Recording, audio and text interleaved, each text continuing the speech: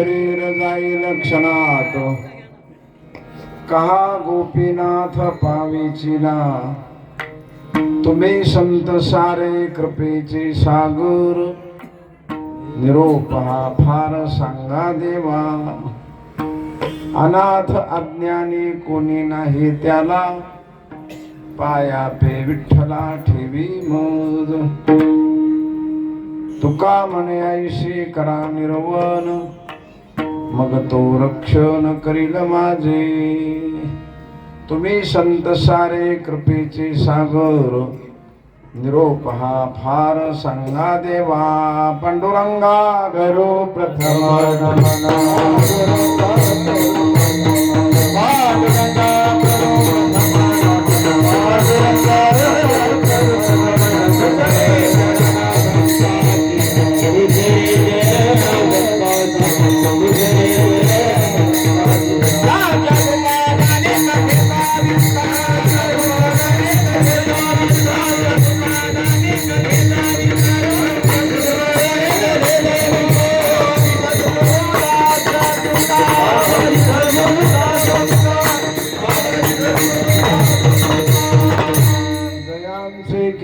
स्मरण होय सकळ विद्यांचे अधिकरण. तेची वंदू श्री चरण श्री गुरूंचे, ते नमस्कार आता. गोरक्ष जालंधर चरपटास्य, अडभंग काणी फम चिंद्र राज्या. चौरंगी रेवाण कबर त्रिसंज्ञा, भूम्यांब भूर नमनाथ सिद्ध. जायाचे शरीर जाईल क्षणात, कहा गोपीनाथ पावेची ना. तुम्ही संत सारे कृपेचे सागर, निरोप हा फार सांगा देवा. सेवेसाठी निवडलेला अभंग. विश्ववंदनीय श्रीमंत श्री जगद्गुरु तुकाराम महाराजांचा 4 चरणाचा हा 11वं पुण्यस्मरण. ज्यांचं नाव विठ्ठलच आहे, ज्यांचं नाव काय आहे, विठ्ठल आहे, असे विठ्ठलराव आजोबा पठारे आजोबा यांचं 11वं हे पुण्यस्मरण आहे. आणि या निमित्तानं हा कीर्तनाचा अन्नदान नामदान ज्ञानदान पुण्यस्मरण करण्याच्या पाठीमागे हेतू फार पवित्र असतो. पैसे खूप झाले म्हणून पुण्यस्मरण होतं हा भाग नाहीये. जाणारा व्यक्ती पुण्यवान असल्याशिवाय त्याचं पुण्यस्मरण होत नाही,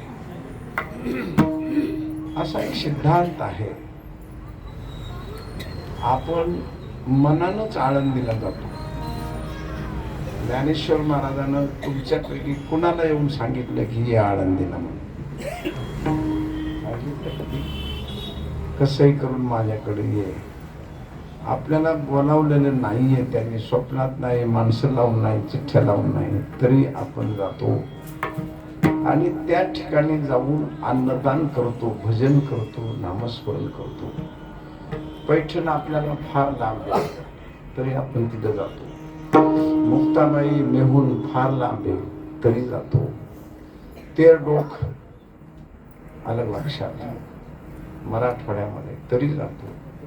देहू जवळ ठीक आहे, पण तेरडोकला लांब आहे ना, आपण जातो का नाही? जातो ना. आपण स्वतः गाड्या घोड्या करून जाऊन तिथं अन्नदान भजन पूजन करतो. आपण पुण्यवान आहोत का तिथली व्यक्ती पुण्यवान आहे याचं उत्तर मला द्या. तुम्ही द्यायचं उत्तर. आपण पुण्यवान आहोत म्हणून जातो का त्या जागेवरली व्यक्तीच पुण्यवान आहे? व्यक्ती पुण्यवान आहे, बरोबर. सिंपल साध्या साध्या गोष्टीत आपण पटवून घ्यायचं. ज्या जागेवर माणसं मनानं जातात ती जागा एकतर पुण्यवान आहे, अथवा त्या जागेवरली व्यक्ती तरी पुण्य. कुणालाही भंडाऱ्या डोंगरांना बोलावलेलं नाही. बोलावले दगड कुठं बोलत असतो का महाराज? तरी माणसं पैसे घेऊन भंडाऱ्या डोंगरावर जातात का नाही? कारण जागा पवित्र आहे. गोळ्या मेळ्याने दगड चालायला लागले ज्ञानेश्वर महाराज बसल्यानंतर ती जागा पवित्र आहे. आळंदी पवित्र आहे, पैठण त्या जागेवरली व्यक्ती पवित्र आहे, पुण्यवान आहे, पवित्रापेक्षा पुण्यवान आहे.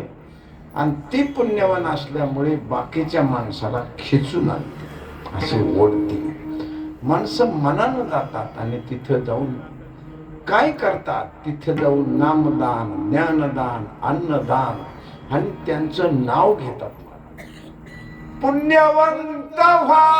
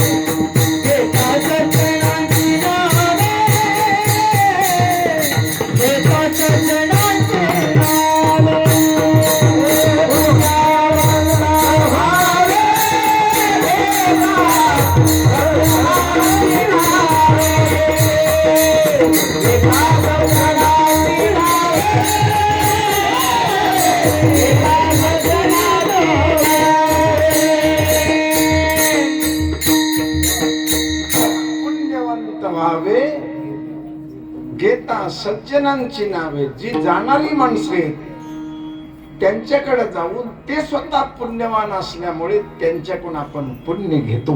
पुण्य घेण्यासाठी आपल्याला नामस्मरण करावं लागतंय, अन्नदान नामदान करावं लागतंय, तिथे ध्यानधारणा साधना करावी लागते, कारण ती व्यक्ती पुण्यवान आहे म्हणून आपण जातो. तसं यांचे चिरंजीव बाळासाहेब यांनी तुम्हाला सगळ्यांना बोलावलं. मग बाळासाहेब पुण्यवान आहेत का विठ्ठलराव पुण्यवान आहेत हे विठ्ठल स्वतः उत्तर कळलं का माझं? पुण्यवान कोण आहे? पुणे परिसर, लोणावळा परिसर, हा परिसर बरोबर, हा परिसर जो आहे हा पैशावाल्याचाच परिसर आहे ना. हे काय उस्मानाबादची थोडी काय यवतमाळ विदर्भातले का? तिकडची माणसं खिशात पैसे आणतात, बँकेत टाकायचे खिशात आणते. तिकडचे पैसे खिशात आणत नाही, ते गोनपटात आणतात. ते खिशात आणतच नाही, कारण ते बसतच नाहीत ना. आलं लक्षात? आता मी बँकेत मॅनेजर म्हणून 21 वर्ष काम केलं आणि 30 वर्ष बँकेत जर काम केलं मी, तर मला माहिती ना दुसऱ्या बोला फसवाल, मला कस काय फसवणार? दुसऱ्या मला बँक माहित नसेल, तर मी मॅनेजर होतो ना पुणे जिल्हा मध्यवर्ती बँकेत, मला माहिती आहे ना. म्हणजे पैसे नाहीत असं नाहीये, पैसे भरपूर आहेत, पण मरणारा माणूस हा पुण्यवान असला पाहिजे ना. त्याच्याशिवाय त्याचा पोरगा कसा काय पैसे खर्च करेल? आता मुद्दा लक्षात आला का? जाणारा पुण्यवान असावा लागतो. आणि जी जाणारी पुण्यवान माणसं आहेत ती आपल्या वंशजाकडून जीवनभर आणि जन्मभर त्यांनी वारी केली, पुण्य संपादन केलं, आणि गेल्यानंतर सुद्धा आपल्या पुढच्या पिढीला पुण्य कसं मिळेल यासाठी हे प्रकरण पुण्यतिथी सुरू ठेवली. त्यांनी सुरू ठेवली महाराज त्यांनी. का? आपण आयुष्यात पुण्य केलंच हे आलं लक्षात. पंढरीची वारी जयाची कुळी, त्याची पाय धुळी लागू मग पंढरपूरची वारी केली. आणि आपल्या मुलाला त्यांनी करायला लागलं. जसं माझ्या वडिलाची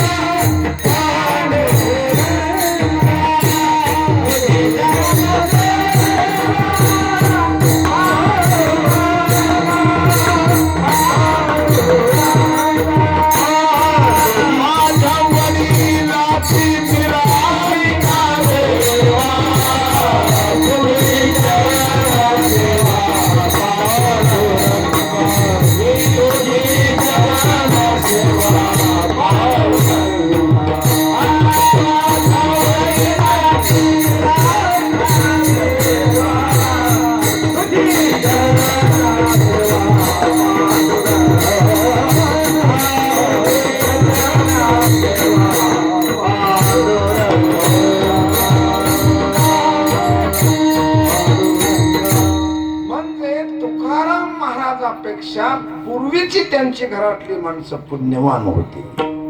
आपल्याला तुकाराम महाराज पुण्यवान वाटतात का नाही? पण त्यांच्यापेक्षा ती पुण्यवान पहिली माणसं पुण्यवान दिसतात. कारण त्याच्याशिवाय त्यांनी स्पष्ट दिले ना, पंढरीची वारी आहे माझे गडी माझ्या वडिलांची, निराशिला देवा माझ्या वडील परत इथे, मी वारी करतो हे भूषण नाहीये, माझ्या वडिलांना मला सांगून दिलेलं आहे. म्हणजे ती माणसं फार मोठी होती.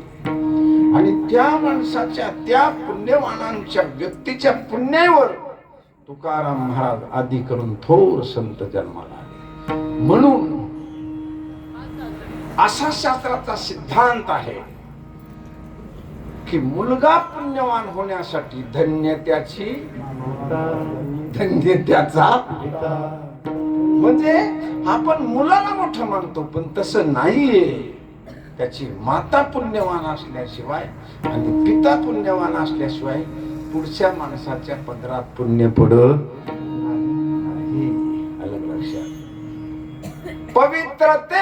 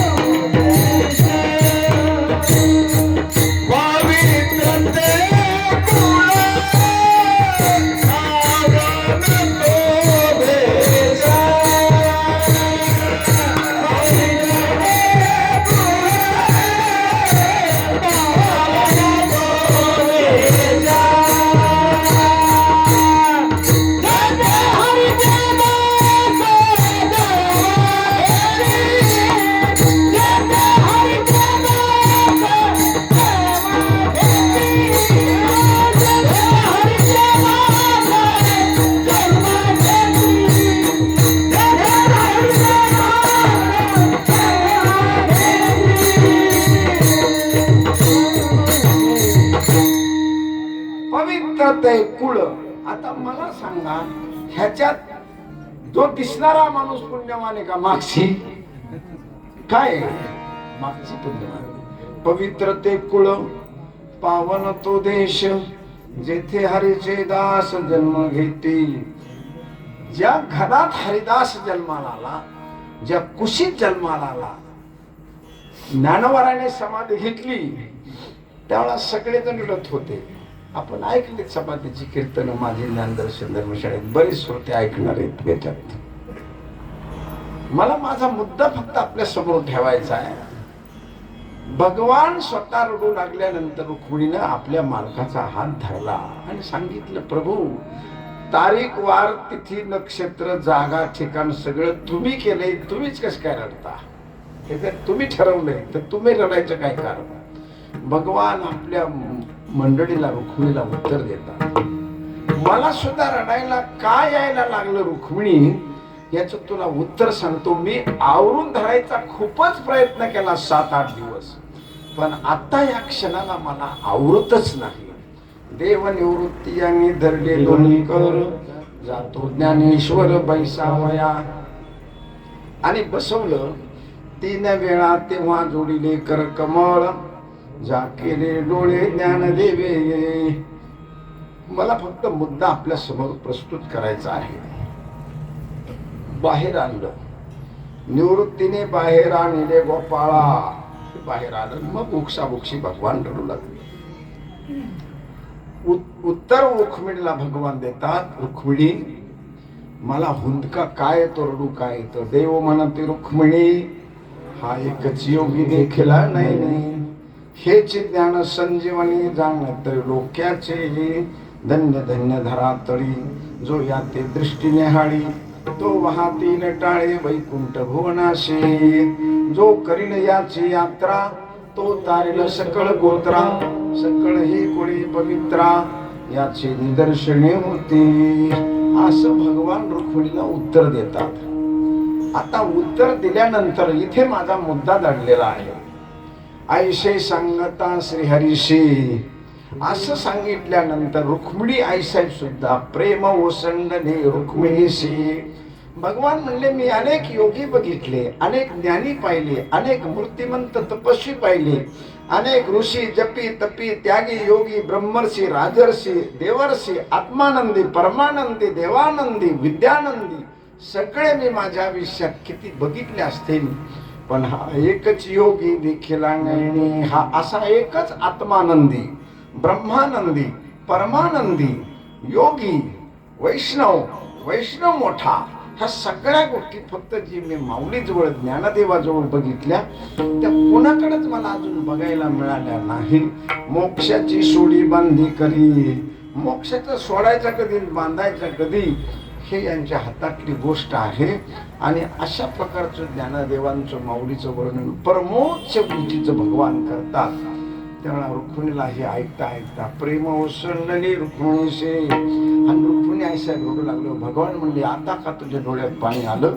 मग रुक्मिणीने देवाला उत्तर दिले, धन्य धन्य जयाची कुशी ज्ञानदेव जन्मले. आता मोठं कोणी, आता मोठं कोण झालं? धन्य धन्य जयाची कुशी ज्ञानदेव जन्मले. ज्ञानदेवासारख्या तपस्वी ज्ञानी महावैष्णव उपजताच ज्ञानी योगी परमानंदी ब्रह्मानंदी अशा महापुरुषाला ज्या माईनं कुशीत जन्माला घातला असेल, जिच्या कुशीत ज्ञानदेव राहिले, त्या माऊलीच्या कुश किती धन्य असेल, तिच्या रक्ताचा थेंब ना थेंब, तिचा DNA, तिच्या पांढऱ्या तांबड्या पेशी, त्या रक्ताचा स्वभाव किंवा रक्ताची साधना, तिने केलेली साधना काय असेल की अशा परमोच्च उंचीच्या व्यक्तीला जिने 9 महिने आपल्या पोटात ठेवलं आणि अशा थोरी पुरुषाला जन्म दिला, त्या माईची पुस्तकाने काय तपश्चर्या, कोणतं व्रत केलं, कुठले वैकल्य केले, काय साधना केली, काय केलं तिने, कोण जाणे कोणास ठाऊक. पण धन्य धन्य जयाची कुशी ज्ञानदेव जन्मले. त्या माईची कुश किती धन्य आहे. प्रसवलिता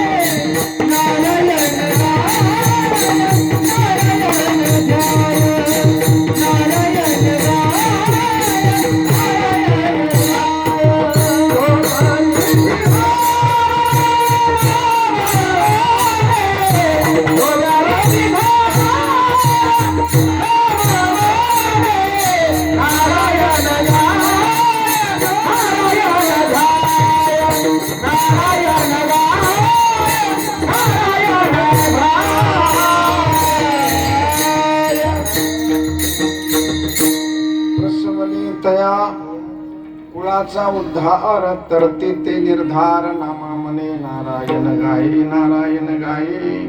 धन्य त्याची माय प्रसवली. थोर पुरुष ज्यावेळेला जन्माला येतो त्यावेळेस त्याला जन्माला घालण्या इतकं आपल्या आई वडिलांजवळ पुण्य असावं लागतं, किंवा त्या मातीत किंवा त्या प्रांतात त्या कुटुंबामध्ये त्या घरामध्ये त्या वंशामध्ये पुण्य असल्याशिवाय थोर पुरुष जन्माला येत नाही. आणि तो थोर पुरुष पुढच्या आणि मागच्या माणसाला खेचतो, पुढच्याला आणि मागच्याला. कारण मागून येणारी जी पिढी असते त्यांना तो मार्ग दावून गेले दयानिधी असा मागच्याला रस्ता दाखवतो, आणि पुढच्याच्या रस्त्यानं जातो तिनेची पंथे, पुढच्याच्या रस्त्यानं जातो आणि मागच्याला घेऊन येतो. असा हा मधला माणूस फार पुण्यवान असतो.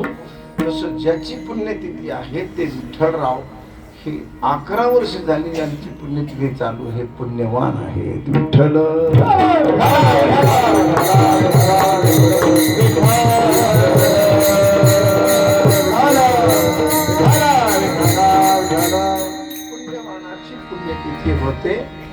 आणि त्याच्यामधून होतं काय, याच्यामधून नवीन पुण्याचा जन्म होतो. माणसं जेवणार, बसणार, उठणार, अन्नदान, नामस्मरण, चिंतन, ह्या सगळ्या गोष्टी होत असतात आणि या सगळ्या गोष्टीमधून पुण्य होतं. मला याच्यातून पुण्य होतं.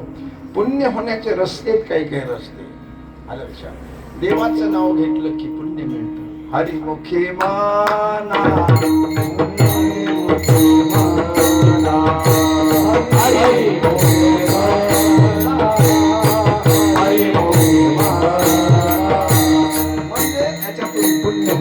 हरिमुखे म्हणा, हरिमुखे म्हणा, पुण्याची गणना कोण कोण करे, किंवा पुण्यवंत व्हावे घेता सज्जनांची नावे. देवाचं नाव घेतलं तर पुण्य मिळतं, संताचं नाव घेतलं तर पुण्य मिळतं, आणि सत्कार्य केलं तर काय मिळतं, पुण्य मिळतं. सत्कार्य, कोणतंही सत्कार्य तुम्ही घ्या, दान, धर्म, ध्यान, धारणा, याच्यातून माणसाला पुण्य होतं. दोष जाऊन जे शिल्लक राहतं ते पुण्यच असतं. मला जयामध्ये नारायण शुद्ध पुण्य ते एक. ती मारामारी का असाना मग, तुम्हाला ती मारामारी का असाना, पण ते पुण्य असतं. ते भांडण का असाना, पुण्य असतं. जयामध्ये नारायण, व्यवहारी भाषेत सांगतो, गोष्टी सांगतो. मला छोटस बघा, कुरुक्षेत्र ध्यानात आणा. समोर द्रोणाचार्य, भीष्माचार्य, कृपाचार्य, दुर्योधन, दुःशासन हे सोडून द्या, पण द्रोणाचार्य, भीष्माचार्य, कृपाचार्य हे सगळी बहादर गुरु माणसं होती का नाही, बरोबर. आणि पलीकडच्या बाजूला ते, अलीकडच्या बाजूला पांडव. या पांडवांच्या याच्यामध्ये अर्जुन ध्यानात आणायचा. आता अर्जुन रथावर पुढच्या माणसाला, दुर्योधनाला, दुःशासनाला, बाकीचा चिगुरखाना मारला याचा विचारच नाही करायचा. भीष्माचार्याला मारला, द्रोणाचार्याला मारलं, 72 माणसं. कर्णाला मारलं. कर्ण सामान्य होता, कर्ण पुण्यवान होता. अवतारे देवोनी कर्णा हती, म्हणजे कर्ण पुण्यवान होता. भीष्माचार्य पुण्यवान होते. यांना पुण्यवान कोण म्हणणार नाही. मला ज्ञानोबाच्या वावे त्यांनी खर्ची काढतात. प्रताप तेजस्वी भानू तो हा भीष्म गंगानंदनू. महाराज भीष्माचार्य असे होते ज्याची आई गंगा आहे, ज्याचं शिक्षण स्वर्गात झालं, ज्याचे विद्यागुरु बृहस्पती येत. जे विद्या शिकले ना शाळा जिथं, ते बृहस्पतीकडे शिकले. आणि ज्यांनी धनुर्विद्या शिकले ते परशुरामाकडे शिकले. म्हणजे गुरु परशुराम, गुरु बृहस्पती, आई गंगा. आणि गंगा म्हणजे काय, सोपी गोष्ट वाटते काय तुम्हाला. नमामि गंगे तौ पाद पंकजम सुरासुरैर्वंदित दिव्य रूपम भुक्तिंच मुक्तिंच दधासि नित्यम भावानुसारेण सदा नराणाम. गंगेला शत्रू नाही महाराज, गंगेला शत्रू नाही. नमामि गंगे तौ पाद पंकज सुरासुरैर वंदित दिव्य रूपम. सुर आणि असुर, देव आणि दानव, मूर्ख आणि शहाणा, संत आणि चोर, ऋषी आणि तपस्वी, सगळे नमामि गंगे तौ पाद पंकजम, तुझ्या पायाला नमस्कार करतात. सुरासुरैर वंदित दिव्य रूपम, तू दिव्य रूप आहेस. आणि नुसतं रूप नाही तर भुक्तिंच मुक्तिंच ददासी नित्यम. भुक्ती आणि मुक्ती ददासी नित्यम हमेशा देते महाराज. कलियुगात ती मुक्ती देते. गंगा किनारी माणूस उपाशी मरत नाही. तुम्ही आळंदीला जा, कोणत्याही बेकारला रात्री 12 वाजता विचारा तू जेवला का नाही का. कोणत्याही बेकारला विचारा. तुम्ही जाताना वारीला जायचं नदीच्या कडेला फिरायला, आलं लक्षात. आणि कुठल्याही बेकारला उठायचं रात्री 10-11 वाजता. अरे तू जेवला का, आम्ही जेवण आणले. तुम्हाला नाही, मी जेवलोय. घेऊन दुसऱ्याला कोणाला दे, मी जेवलोय म्हणतो. गंगा आहे ना, तिच्या किनारी मुक्तींच मुक्तींच ददासी नित्यम भावानुसारेण सदाराम. ही ज्याची आई आहे महाराज, ही ज्याची आई आहे भीष्माचार्याची. अशा भीष्माचार्याला अर्जुनानं मारलं. मग अर्जुनाला मारल्याचं पाप झालं का पुण्य झालं? तुम्ही काय म्हणणार, काय म्हणणार तुम्ही? द्रोणाचार्याला मारलं ना, भीष्माचार्याला मारलं, कर्णाला मारलं, मग पाप झालं का पुण्य? हा नाही, पुण्यच, पाप नाहीच. पाप लागलंच नाही का? मारणारा पुढे, पण मारणाराच्या पुढे कोण आहे? मारणारे भीष्माचार्य, मारणारा अर्जुन, आणि मधी कृष्ण आहे. जयामध्ये नारायण शुद्ध पुण्य ते एक. मारणारे अर्जुन माग, मारणारे भीष्माचार्य पुढं, हे दोन्ही पुण्यवान आहेत. आणि मध्ये कोणी कृष्ण मध्ये ना पायिक पाठीशी घातला आपण पुढाला अर्जुनाचे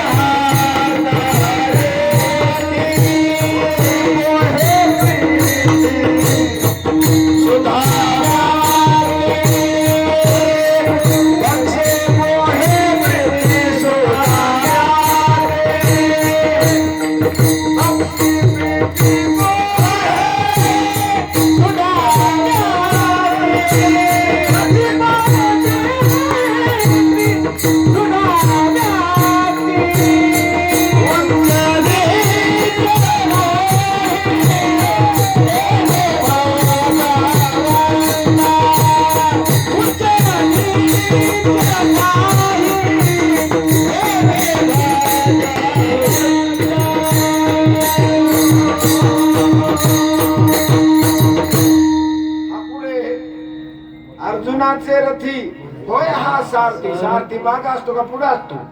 जर हा पुढे तर मरणारा त्याच्या पुढे. मग दोघाच्या मारणाराच्या आणि मारणाराच्या मध्ये कोण आहे? भगवान आहे. म्हणून जयामध्ये नारायण शुद्ध पुण्य ते एक. जर भांडण असलं तरी ते काय होतं? फक्त तुमचा हेतू आणि तुमची कृती याच्यामध्ये परमेश्वर असला पाहिजे. तुमचा हेतू काय, तुम्हाला काम करायचंय आणि तुम्ही कर्ता पुरुष, तुमचा हेतू पुढं आणि तुमचे कर्तृत्व याच्यामध्ये परमेश्वराचा विचार असला की ते मग काही काम असू द्या. मग सज्जन कसा या मध्ये नारायण ते पुण्य होतं माय. आणि म्हणून अशी काही गोष्टी पुण्याच्या असतात, त्या उत्तम कर्तव्यामधून पुण्य होतं, संत वचनातून पुण्य होतं. तसं या नामस्मरणामधून पुण्य होतं. चिंतने सरेतो धन्य धन्य काळ सकळ मंगळ मंगळाचे. जे नामस्मरण चिंतन होतं देवाचं, जे सत्कार्य होतं, सदाचरणाचं, सद्प्रवृत्तीचं, सद्विचाराचं जे काम होतं ते पुण्यात जमा होतं. आणि हे पुण्यात जमा झालेलं कोणत्या हेतून केले त्याला ते जातं. कशासाठी केलंय? वडिलांचं पुण्य. मग कुठं जाणार? आई वडिलांकडे ते जाणार. मग एकट्या वडिलांना जाणार का? नाही, एकट्या वडिलांना जात नाही. ते वंशजाला पाणी सोडलं. आपण पाणी सोडलं, आपण पाणी सोडतो. वडिलाचं नाव, आजोबाचं नाव, पंजोबाचं नाव, आईचं नाव, आईच्या आजीचं नाव आणि पणजीचं नाव. पितृपक्षामध्ये अक्षय तृतीयाला पुण्यतिथीला 6 लोकांची नावं तुमच्या पाठ असली पाहिजे. 6 लोकांची नावं. एक आईकडचे 3, वडिलाकडचे 3. वडील वारले असले तर वडील, आजोबा, पंजोबा. आई गेली असेल तर आई, आईची आई, आई आणि आजी, म्हणजे आई, आजी, पणजी, 3 नाव. नेहमी आपल्या कुळात 2 बाजूचा विचार होतो. लग्न होऊन मुलगी आली, एकटी येत नाही, तिच्या कुळाचे 50% गुण आणि दोष घेऊन येते. गुण असले तरी आणि दोष असले तरी. आणि ज्या बरोबर लग्न लावलं त्याच्याकडचे 50% गुण आणि दोष, असे 100% त्या दोघांचं युग्म होतं. म्हणून पूर्वीची माणसं लग्न करताना चेहरा बघण्याऐवजी कुळ बघायची. काय बघायचे? हे कोणत्या कुळातलं, कुळ कसं काय यायचं, कारण त्याच्यातले दोष आणि गुण येतात. आलं लक्षात? आणि आपल्या ज्या घरात मुलगी आली त्या घरातले पण असे 100% गुण आणि दोष होतात. म्हणून मातृपुण्याईनं मुलगा भक्त होतो आणि पितृपुण्याईनं मुलगा दानशूर आणि शूर होतो. ज्ञानी संत मुलगा मातृपुण्याईनं होतो. यासाठी आपल्याला अनेक उदाहरण, पण एक शब्द सांगतो, लय असं खूप रान धरायचं नाही. एका वाक्यात तो विषय पुण्याचा. आलं लक्षात? हिरण्यकशिपू खराब होता हे सगळ्याला माहिती आहे. आणि प्रल्हाद खऱ्या बापाच्या पोटी कसा जन्माला आला, भक्त कसा काय जन्माला आला, तर त्याची आई कयादू ही नागकन्या होती. ही नाग कुळातली होती, पाताळातली. या विश्वामध्ये 9 नागावर विश्व चाललंय. अनंतम वासुकीम तक्षकम धृतराष्ट्रंच, म्हणजे धृतराष्ट्र, अनंत, वासुकी, आलं लक्षात. असे 9 प्रकारचे नाग आहेत. त्या नागावर सगळं जग चाललेलं आहे. म्हणून नागाला मारित नाहीत. मारू नये सर्प संताची दृष्टी होतील ते कष्टी व्यापकपणे. कारण ते नाग देवता आहे ना, जो भगवान विष्णू आहे तो शेषावर शेले, शेषावर बसलाय, आहे का नाही. हे पृथ्वी शेषावर आहे. तक्षक नाग आणि कालिया नाग, धृतराष्ट्र नाग, नागावर हे सगळं. ती नागकन्या होती, ती पाताळातली होती. हिरण्यकशिपूने पाताळातून, ते मोठा इतिहास आहे, तिथून आणलेला असल्यामुळे नाग हा विष्णू भक्त आहे. नाग नेहमी विष्णूचे भक्त आहेत. जे विष्णू भक्त आहे त्याच्या पाठीमागेच नागाचं चित्र. पांडुरंगाच्या पाठीमागं नागाच्या चांदीच्या फाण्या, नाथाच्या मागं चांदीच्या फाण्या, ज्ञानोबराच्या मागं चांदीच्या फाण्या. का? अरे हे विष्णूची देवता आहे ना, कळलं का. ह्याच्या मागं नाग का लावायचे बुवा, आपल्या मागं का नाही. ह्याच्या मागं विष्णू भक्त आहे, आलं कशात. आणि म्हणून विष्णूच्या पाठीमागे नाग देवता ही मोठी श्रेष्ठ आहे. आणि ती त्याची कन्या होती. म्हणून मातृ पुण्य असल्यामुळे खराब जागेत सुद्धा आईच्या पोटी भक्त प्रल्हाद जन्मला. का? आईचं पुण्य आहे ना, वडिलाचं पुण्य, आईचं पुण्य. म्हणून दोन्ही बाजूचे गुण अथवा दोष दोन्ही बाजूचे येत असतात या कवळामध्ये. आणि म्हणून दोन्ही बाजूचे गुण दोष आले, पुण्य जर झालं तर 2 बाजूला डिवाइड होतं एकदम. ते जसं येताना जर आणलंय तर जाताना सुद्धा ज्या दारातून तुम्ही घरात गेला त्या दारातून बाहेर येणार नका, खिडक्यातून येणार. जायला दार एक असेल तर त्या दारातून येतं. तसं ज्या दारातून ज्या कुळातून आई आली, ज्या कुळात ते बाप, त्या कुळात पुण्य झालं की ते डिवाइड होतं. ते आईच्या कुळाला जातं, वडिलाच्या कुळाला जातं. 21 पिढ्या आईच्या आणि 21 पिढ्या बापाच्या. म्हणून 42 कुळाचा उद्धार होतो. चांगला मुलगा जन्माला आला की 42 कुळाचा उद्धार, आणि खराब आला की 42 कुळ्या त्याने खड्यात देऊन वाढल्या.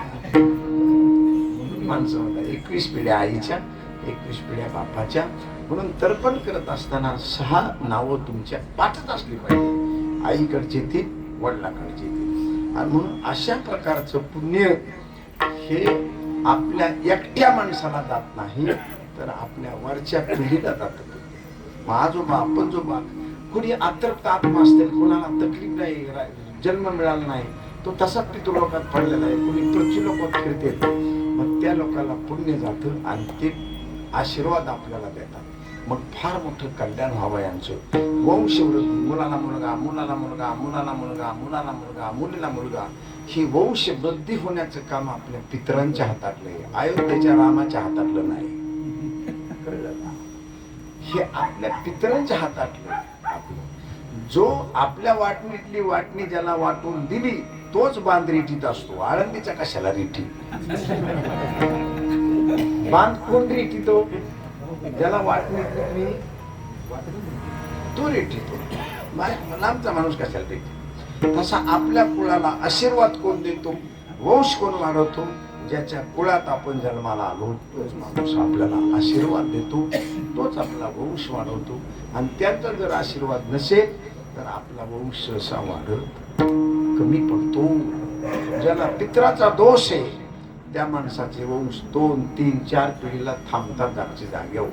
आणि बघा 700 आणि 800 वर्ष झाली नामदेव महाराजांना, 700, 800 वर्ष झाली, तरी त्यांना मुलाला मुलगा, मुलाला मुलगा. 17वी पिढी आता. नाथ महाराजाला 500 वर्ष झाली, मुलाला मुलगा, मुलाला मुलगा, मुलाला मुलगा, मुलाला मुलगा. 400 वर्ष तुकोबराच्या घराण्यात झाली, मुलाला मुलगा, मुलाला मुलगा. 800 आणि 1000 वर्षापासून चालले. कोणत्याही राजघराण्यातला बघितलं तर मुलगा नाही, सगळे दत्तकच.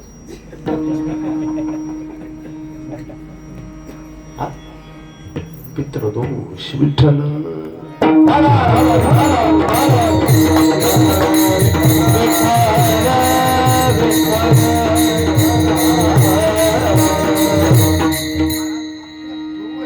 आशीर्वाद शेजाऱ्याने दिलेला आशीर्वाद मुलाला जास्त उपयोग पडतो का बापानं दिलेला, आईने दिलेला? जास्त कोणाचा आशीर्वाद असतो? आपल्या घरातल्या माणसाला. म्हणून भक्ती ही आपल्या घरातून चालू करावी हमेशा. तुम्ही गोड बोलायचा प्रयत्न तुमच्या घरातल्या माणसाबरोबर करा. आई बरोबर, वडिलाबरोबर, पत्नी बरोबर, मुलाबरोबर, भाऊजाई बरोबर, ह्यांच्याबरोबर गोड बोलायचा प्रयत्न करा. गोड राहायचा प्रयत्न करा. प्रामाणिकपणे राहायचा प्रयत्न करा. शुद्ध आचार विचार करायचा प्रयत्न करा. तुमचा सुगंध दुसरीकडे जाणार. स्वतः फुल सुगंधित होतं तेव्हा दुसऱ्याला त्याचा सुगंध जातो. ते दुर्गंधित, ते जोपर्यंत उमलत नाही तोपर्यंत त्याचा सुगंध जात नाही. तसं आपल्या घरातून आपण सुगंधित झालं पाहिजे, म्हणजे मग तो दुसऱ्याला जात असतो. म्हणून सगळ्या संतांच्या घरातून पहिल्यांदा त्यांनी त्यांच्या घरातून उपासना केली, तेव्हा लोकांपर्यंत गेली. आपण लोकांपर्यंत जाऊन सांगतो आणि आपल्या घरची लंका कामाचे. आपल्या घरातून आपण उपासना, गोड बोलायचा प्रयत्न तुम्ही तुमच्या घरात करा. प्रामाणिकपणा बघा आपल्या घरात प्रयत्न. थोडस चुकलं तर मुक्ताबाईंना ज्ञानेश्वर महाराजांना जागेवर सांगितलं, ताटी उघडा. तुम्ही एक चांगले झाले, बाकीचे काय बाहेर गेले, असं काय करता तुम्ही? म्हणजे आपल्या घरात जर चूक होत असेल तर आपली आपण सुधारवली पाहिजे, तेव्हा त्यांचा सुगंध जातो. आणि म्हणून भक्ती ही तुमची तुम्ही करायची, आपली आपण स्वतः. आंबा नेहमी तोडून आणला झाडाला जरी असला तरी तो शेतकऱ्याला किंवा खाणाऱ्याला बोलवित नाही. तो डोळे लावून आपला हिरवेपणा, करवटपणा, आमकापणा काढायचा प्रयत्न करतो. खाणारी माणसं त्याला सकाळ संध्याकाळ शोधित जातात. पिकला का, आमका झाला का, खाणारा शोधित जातो. तो स्वतः आपुले आपण, तो स्वतः दोष काढायचा प्रयत्न करतो. देणारा खाणारा त्याला शोधित जातो. तसा महाराज तुम्ही स्वतः दोष काढायचा प्रयत्न आपल्या कुटुंबात, घरात करा, आपल्या माणसात करा, आपल्या बरोबरच्या लोकात करा. मग तुम्हाला देणारा शोधित येईल. ह्याच्यात बदल होत नाही, शोधित येतो महाराज. तशी ही माणसं आपला आपण दोष हे काढीत बसली. आपण निर्दोष होण्याचा प्रयत्न केला, स्वच्छ राहण्याचा प्रयत्न केला, पवित्र राहण्याचा प्रयत्न केला. आणि म्हणून मग हे पुण्यस्मरण किंवा ही काम, निर्दोष जीवन जगणाऱ्या माणसाचीच पुण्यतिथी पुण्यस्मरण होतं, सदोष माणसाचं होत नसतं. लक्षात ठेवा. आणि म्हणून ह्या निर्दोषपणा मिळण्यासाठी आपल्याला दोन माणसाकडे जावं लागेल. एक जो निर्दोष करणारा आहे, जो स्वतः निर्दोष आहे, स्वतः मंगलमय आहे, असा सकळ मंगळ निधी, एक तर त्याच्याकडे जावं लागेल. नाही तर जे अत्यंत मंगल स्वरूप जीवन जगतात, पवित्र सोवळी एकती जगू मंडळी, एक तर पवित्र जीवन जगणारे संत, नाही तर जो मंगल रूप आहे परमेश्वर परमात्मा, त्याच्याकडे. दोन माणसाकडे आपले दोष घालवण्यासाठी आपल्याला प्रार्थना करावी लागते. दोन माणसाकडे, दोघांकडे जावं लागतं. पण हा एक जो आहे ना पहिला, तो लय अवघड आहे. तो अवघड. डायरेक्ट आपल्याला न्यायाधीशाला आपलं म्हणणं सांगता येत नाही. आपल्याला काय द्यावा लागतो हे समजलं का? डायरेक्ट आम्हाला आमकं झालं हे न्यायाधीशाला तुम्ही सांगू शकत नाही, तुम्हाला वकील द्यावा लागतो. तसं भगवान परमेश्वर परमात्म्याला एखादी गोष्ट डायरेक्ट सांगता येत नाही, त्याला संताच्या माध्यमामधून सांगावीच लागते. का? त्याचं कारण असं आहे, ह्यांचंच तो ऐकतो, दुसऱ्याचं ऐकतच नाही. ऐकतो कोणाचं? यांचंच ऐकतो. तुम्ही म्हणाल त्यात उद्धरी, एरवी हाती न धरी आणि खाते. तुम्ही म्हणले ना याचा उद्धार कर, मग मी करणार. तुम्ही म्हणले ना हे काम करायचंय, मग भिंतीवर बसल्या बसल्या फक्त तुमच्या मनात आलं की आपल्याला बसायला जागा नाही, जायला काही नाही, तू वागाव बसून आलाय, आपल्याला काही नाही, बाई तू चलती का, हे फक्त मनात आल्याबरोबर ज्ञानियाची भिंत लगेच धरली आणि वढायला त्याने सुरुवात केली. ज्ञानेश्वर महाराज काय ड्रायव्हर थोडीच होते, स्वतः भगवान बसले आणि धरली भिंत. अशी जसा हमाल गाडा मोडतो रेल्वे स्टेशनला, अशी भिंत धरली आणि अशीच त्याने उचलली. ज्ञानियाची भिंत अंगे ओढी नाम्या सवे जेवी नवे संकोचित, ज्ञानियाची भिंत अंगे ओढी स्वतः ओढली त्याने. का? तुमच्या मनात आलंय ना मग ते काम करणार. रेडा कुठं वेद बोलत असतो काय? ज्ञानेश्वर महाराज मंडळी येतं, हे सगळी सज्जन मंडळी येतं, हे शहाणी माणसं. आणि या शहाण्या माणसाला जर संभ्रम निर्माण होत असेल तर यांचा मला संभ्रम काढावा लागेल. आणि यांचा संभ्रम काढायचा असेल तर तुम्हाला हे करावं लागेल. मग ही शहाणी मंडळी त्यांनी पुढे त्यांना नावं ठेवलं. एक शब्दानं नावं नाही ठेवलं महाराज. कीर्तनकार काही सांगत तरी इथं काही बोलत होते. एक शब्द एक ओवी सांगतो एवढ्याच विषयासाठी. ज्ञानोबरायचं किती प्रेम होतं त्या लोकांवर, किती प्रेम होतं त्या पैठणच्या मंडळीवर, त्या विद्वान माणसावर किती प्रेम होतं. ज्ञानोबराने ज्ञानेश्वरी लिहिली ना त्याच्यात त्यांनी गोड टाकले. वर्णामाजी छत्रचा मोर, स्वर्ग जयाचे अग्रहार, मंत्रविद्येचे माहेर ब्राह्मण जे. काय बोलू? मंत्रविद्येचे माहेर, संपूर्ण 4 वेदाच्या मंत्राचं जर माहेर जर असेल कुठलं तर मंत्रविद्येचे माहेर ब्राह्मण जे. लिंगाय का स्तुती काय? नीट वाव्या वाचा आणि मग पैठणला नाव ठेवा. विठ्ठल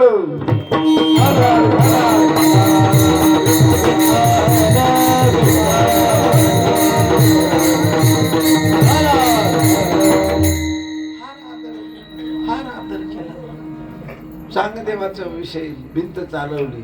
किती लोक मी पण कीर्तन ऐकतो ना, सारखं ऐकतो मी कीर्तन, सारखं ऐकत असतो. कधी कधी ऐकताना माणसाला किळस वाटते. चांगदेवाला त्याची जिरवली, त्याचा अनुभव त्याचा दम काय. मला सांगा, आपण 70-70, 60-60 वर्ष ज्ञानेश्वर महाराजांची वारी करतो. 50 वर्ष त्या गावात मी राहतो. मला स्वप्न सुद्धा पडा नाही महाराज. कोणाचं? माऊलीचं स्वप्न पडा नाही. त्याच गावात मी 50 वर्ष झोपतोय, राहतोय तिथं.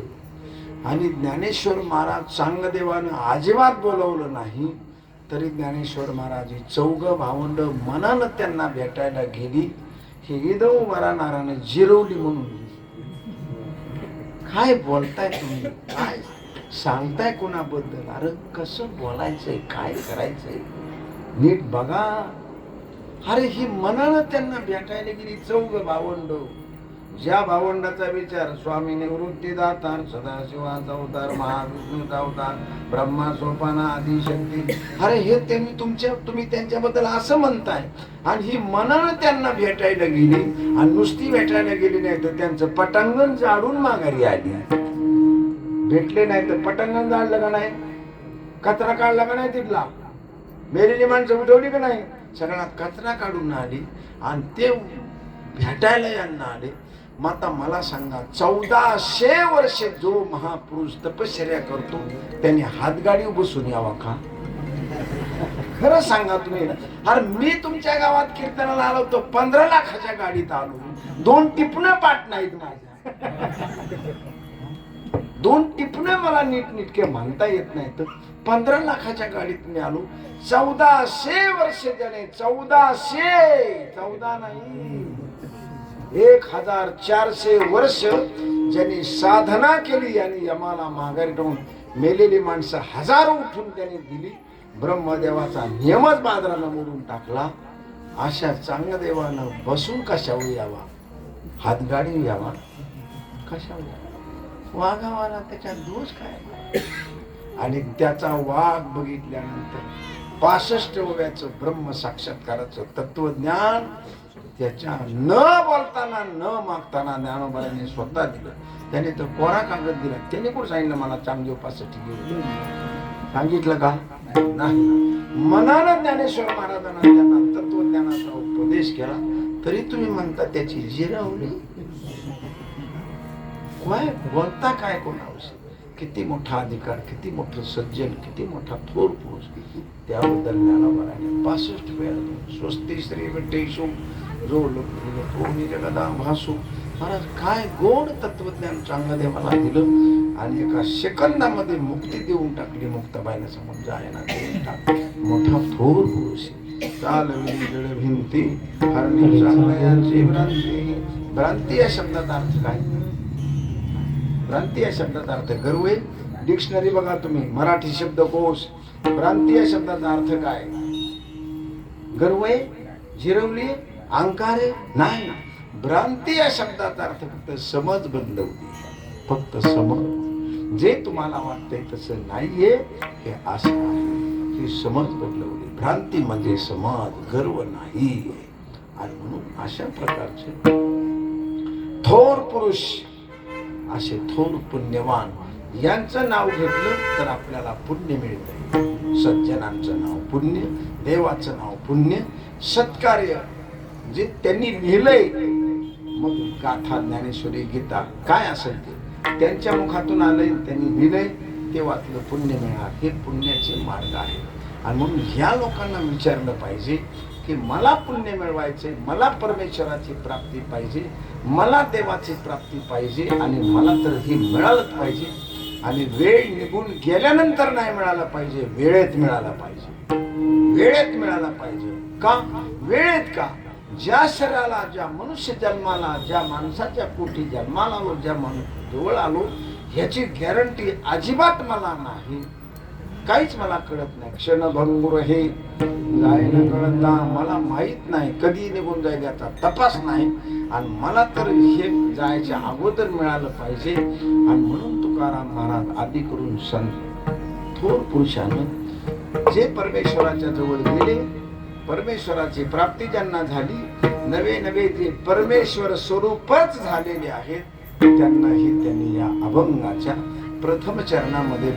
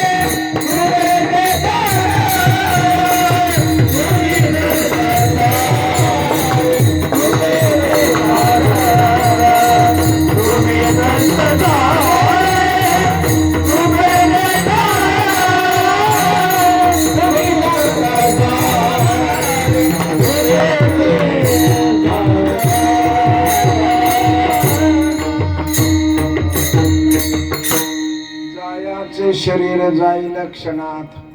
जे शरीर जाणार आहे ते शरीराची गॅरंटी नाही. जसं मी आपल्याला सांगितलं, क्षणभंगुर हे जायला कळत नाही. आपल्या जो दोन प्रकारचे शरीर आहेत, एक आपलं स्वतःचं आहे आणि एक आई वडिलांना दिलेलं आहे. आई वडिलांना दिलेलं शरीर आहे ना, त्याचा फोटो काढला जातो, पण आपल्या मालकीचे ना त्याचा काही फोटो नाही काढला जातो. आई वडिलांना दिलेलं काय आहे? आई वडिलांना पाण्याकडून रक्त आणलं, पृथ्वीकडून हाडं आणली, सूर्याकडून याच्यातला गरमपणा आणला, आकाशाकडून याच्यातली कुकडी आणली, आपलं शरीर हलतंय असं, आणि वायूकडून श्वासोश्वास आणला.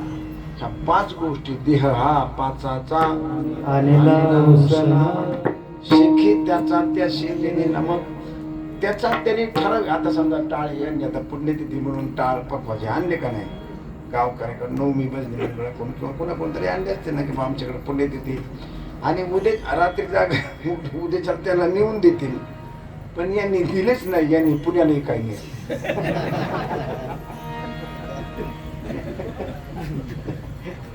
चालेल का? चालेल? पुण्याला नाही. अरे ज्याचे आणलेत ना, काम झालं की त्याला देऊन टाका. मग हे ज्याचं आणलंय ना, तुम्ही 10 करोड रुपयाचे इंजेक्शन घ्या. ते लोक म्हणणार आम्ही तुला ठराविक श्वासासाठी दिले 25,000 कोटी श्वास. आपला आयुष्य सोमवार मंगळवार नाही, श्वासावर चाललेला आहे. श्वास, आपला श्वास जितका दीर्घ तितका आपला आयुष्य जास्त. म्हणून योगी लोक श्वास कोंडून ठेवतात, श्वास सोडितच नाही. आणि ते कोंडून ठेवल्यामुळं तुम्ही रोज जर सकाळी तुम्ही ध्यान केलं तर 2-2 6 50-50 सेकंद श्वास आपला सोडायचाच नाही, तसाच दाबून ठेवायचा. तेवढं आयुष्य वाटलं तुमचं. मग योगी लोक आयुष्य का श्वासावर आपला आयुष्य आहे ना. मग हा श्वास संपले, किती रुपयाचं तुम्ही इंजेक्शन घ्या, ते लोक बसलेले असतात, मोजीत बसतात ना, घडी घडी काळ याची वाट याची पाहिजे, मोजितात श्वास तुमचे अलग आयुष्य मोजतात. मग कोणतं आयुष्य मोजलं जात नाही? जे कीर्तनात, जे नामस्मरणात, जे ध्यानातलं आयुष्य ना, त्याची गणना केली जात नाही. ते बोनस दिलं जातं एक्स्ट्रा, त्याची गणना होत नाही. म्हणजे जे नामामध्ये ध्यानामध्ये जे तुमचं चाललंय ना, त्याचे गणित केलं जात नाही, ते स्वतंत्र बाजूला काढलं जातं. बाकी सगळं मग डाब्यावरलं हॉटेलवरलं सगळं मोजलं जातं. मग पण कीर्तनातलं मोजलं जात नाही. अलग लक्षात. ह्याची सगळी प्रमाण श्लोक माझ्याकडे आहेत, पण वेळ मला अभंग थोडा सांगायचा आहे, त्याच्यामुळे मी तिकडे. म्हणून हे आयुष्य मोजलं जात नाही, ते मोजलं जातं. मग आता हे जर मोजलं जात नाही तर मग आपलं शरीर, मग हे दुसऱ्याचं आणलेलं नाही ते त्यांना द्यायचे. मग तुमचं कोणतं आहे? माझं मन, माझी स्मरण म्हणजे बुद्धीतलं स्मरण, माझं कर्म आणि माझं आत्मा, हे माझ्या स्वतःच्या मालकीचे. आई बापानं कपाळ दिले. काय दिले? कपाळ. ह्याला ठीक ठेवायचं असेल तर तुम्हाला भोजन करावं लागेल, कारण हे ठीक ठेवायचं ना, भोजन. पण आई वडिलांना कपाळावरलं दैव नाही दिलेलं, कर्म दिलंय का? कपाळ दिले पण कर्म नाही दिलेलं. कपाळ ठीक ठेवायचं असेल तर भोजन, आणि कपाळावरलं दैव बदलायचं असेल तर भजन. 2 गोष्टी वेगळ्या आहेत. ह्या 2 गोष्टी वेगळ्या आहेत. कपाळ ठीक, भोजन. दैव बदलायचंय कपाळावरलं, भजन. 2 स्वतंत्र आहेत. दैव हे तुमच्या मालकीचं आहे, कारण आई वडिलांना जन्म दिला, पण दैव देणारी बाई लगेचच नाही तुम्हाला दिली. ती 5वीच्या दिवशी आली. 5वीची रात्री नवी संविधे दिली. ती बाई रात्री झाली आणि उलट्या हाताने मागचं कर्म लिहून गेली. तू कसा जगणार आहे, काय करणार आहे, काय खाणार आहे, काय पिणार आहे, हे सगळं तिने कर्म लिहून ठेवलं. आणि म्हणून दैव कपाळ वेगळं आणि कपाळावरलं दैव वेगळं. मेंदू वेगळा, आपलं डोकं वेगळं, मेंदू वेगळा, आणि मेंदूच्या सापेक्ष राहणारं स्मरण वेगळं, आठवण वेगळी. तुम्हाला बाबा हे कसं काय? मेल्यानंतर मेंदू पहिल्या दिवशी जळून जातो स्मशानात, पण स्मरण जळत नाही, आठवण जळत नाही. अलग लक्षात. कुणी गेला, मी गेलो, माझं शरीर जळून जाईल, पण मी अभंग पाठ केलेले जळायचेच नाही, ते तसेच राहतील, ते जळत नाहीत. का? मी पुढच्या जन्मात गेले की जेवढे पाठ आहेत ते अभंगाला नुसतं वाचलं की माझ्या पाठच. मग त्यावेळेस आईबाप काय म्हणतील? लय पोरगा हुशाराला, एकदा बघितलं की त्याच्या पाठच होतो. अरे तुला काय माहिती माग 50 वर्ष गाशी घेते, तुला काय माहिती माग आळंदी गावात तू गाशी बसलाय, हे सगळं करून आलाय तू. इथे आल्याबरोबर ते नुसतं बघितलं की काम झालं. का? स्मरण जळत नाही. तुम्ही म्हणाल कसं काय बाबा जळत नाही? सांगतो तुम्हाला. आपण सगळे दाव्याला जातो, बरोबर आहे? दाव्याला जातो. पहिल्या दिवशी माणूस डोकं बिकं जळून गेलं असतं, पण कावळा त्या पिंडाजवळ जातो, पुन्हा फिरतो, पुन्हा बाजूला जातो. ही फिराफिरी सुरू झाल्यावर बाकीचे जे नातेवाईक उठतात ना, ते म्हणतात जा काकूला आम्ही चांगलं सांभाळू, तुमच्या पोरीचं लग्न करू, मुलाला लक्ष देऊ, नोकरी करू. सगळेजण घरातले भाऊ बहिणी भाऊजाया बोलतात का नाही? मग मला सांगा, हे बोलायला कशाला गेले? त्याचा मेंदू तर जळून गेलाय, मग तुम्ही बोलता कशाला? म्हणजे आपली पक्की भावना आहे की हा इथं बसलेला आहे, आणि मग सांगितलं वहिनीचं सांभाळू, मुलाला लग्न करू, मुलीला चांगलं स्थळ बघू, काळजी करू नका. मग कावळा जाऊन शिवला. म्हणजे इथं काय आहे? त्याचं मेंदू आहे का स्मरण आहे? काय आहे त्याचं? बुद्धी, स्मरण आहे. त्याला मागचं माहिती आहे की माझं काय शिल्लक राहिलं आणि मी गेलोय कसा. म्हणजे मेंदू वेगळा आणि आठवण वेगळी, कपाळ वेगळं आणि कर्म वेगळं, तसा हृदय वेगळं आणि त्याच्यातलं राहणारा आत्मा वेगळा.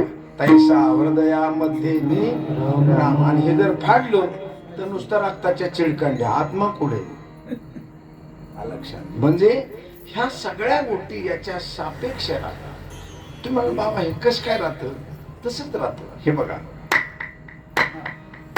ही मी टाळी वाजवली, बरोबर आहे? आता माझी टाळी मी वाजवली आणि तुमच्या कानावर आवाज आला. ही टाळी कशाने वाजवली? हाताने वाजवली. आणि त्याच्यातून आवाज आला. त्या आवाजात हात आहे का? आवाजात हात नाही, पण हाताशिवाय आवाज. हाताशिवाय आवाज नाही. ज्योत पेटवली, ज्योत मेणबत्ती आपल्या ह्याची तुपाची वात, तेलाची वात पेटवली निरंजनीमध्ये. आता पेटवल्यानंतर ती वात पुढे काढली, तूप टाकलं किंवा तेल टाकलं, पेटवली वाट. माझा प्रश्न असा आहे, जी तुम्ही वात पेटवली, त्या प्रकाश जो तयार झाला, त्या प्रकाशामध्ये तेल आहे का? जी वातीवर पेटले त्यात तेल आहे? नाही. त्यात कापूस आहे का? कापूसही नाही, तेलही नाही, पण प्रकाश मात्र आहे. पण प्रकाश हा तेलाशिवाय आणि वातीशिवाय नाही, पण त्या प्रकाशात तेलही नाही आणि वातही नाही. तसं मुक्ती, भक्ती, ज्ञान ह्या नासक्या शरीराशिवाय मिळत नाही, पण याच्यात ते नाही, पण याच्याशिवाय ते मिळत. कळलं का? हे नासक आहे, कुचक आहे. 100 रुपये किलोच्या भुईमुगाच्या शेंगा आणल्या. लोणावळ्याला महागाई ना, थोडी महागाई म्हणून 100 रुपये किलो. आमच्या तिकडे आले तर 50-60 रुपये किलो. पण लोणावळ्यात कीर्तन असल्यामुळे लोणावळ्याचं सांगू. आणल्या आणि बाईला सांगितलं शेंगदाण्याची चटणी करायची, मस्तपैकी दाण्या चटणी करायची, ओल्या शेंगाची. तिने शेंगा धुतल्या, टरफलं फोडले आणि टरफलं वाटीत टाकले, एका बाजूला टाकले परोवरामध्ये, आणि फुलपात्रात दाणे टाकले. 10 मिनिटांनी तो आला मालक. काय करते? झाले का भाजी? नाही म्हणली, 10 मिनिटं थांबा, लगेच करते म्हणली. काय करते तू? ते म्हणली शेंगा फोडते. का? अरे मी भाजी करायला आणल्या. हो म्हणली, याची भाजीच करायची. मग फोडून टरफल इकडे टाकले, दाणे इकडे का काढले? ती म्हणली भाजी दाण्याची करायची. अगं म्हणला, ह्या बाईला मला शेंगा विकल्या ना, टरफला सगळं तिने पैसे घेतले. पैसे कसे दिले तुम्ही? टरफला दिले नाही का पैसे? टरफला सगळं पैसे दिले तिने, मोजमाप केले, ते टरफला सगळं केलंय. मग पैसे जर त्याला गेले, ह्याला बाजूला कशाला काढते? त्याच्या सगळं कर की चालेल? नाही चालणार. टरफला सगळं भाजी का होत नाही? मग टरफला बाजूला का काढायचे? त्याचं कारण आहे, जोपर्यंत तुम्हाला दाणे लागत नाहीत तोपर्यंत दाणे टरफलानं सांभाळलेले आहेत. ज्या दिवशी तुम्हाला दाणे पाहिजेत त्या दिवशी तुम्ही टरफलं बाजूला काढा. जोपर्यंत तुम्हाला गुरु भेटत नाही, जोपर्यंत तुम्हाला संत भेटत नाही, जोपर्यंत तुम्हाला ज्ञान भेटत नाही, जोपर्यंत तुम्हाला सत्प्रवृत्ती, सदाचार वृत्ती मिळत नाही, तोपर्यंत त्या टरफलाला चांगलं सांभाळा, कारण ह्याच्याशिवाय ते मिळणार नाही.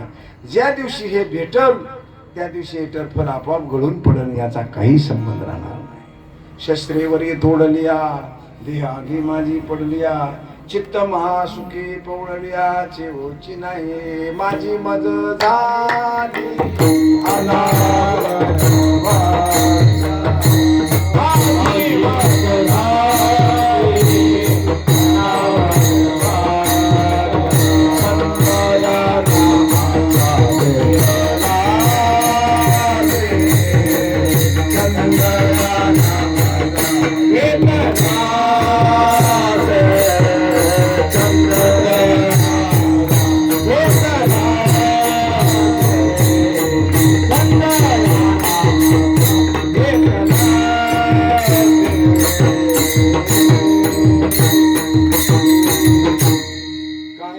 तू आम्ही कसया सांगाते कैसे लागते नेन मुखे का टरफल गळालेले मला हे गळून गेले. आता हे वृत्तीवर राहिलेलं नाही. वृत्ती हे निवृत्ती झाली जनन दिसे तेथे का हे गळालंय. पण जोपर्यंत हे आहे, जोपर्यंत ते मिळत नाही तोपर्यंत याला चांगलं सांभाळा, याच्यावर प्रेम करा, याला व्यवस्थित ठेवा.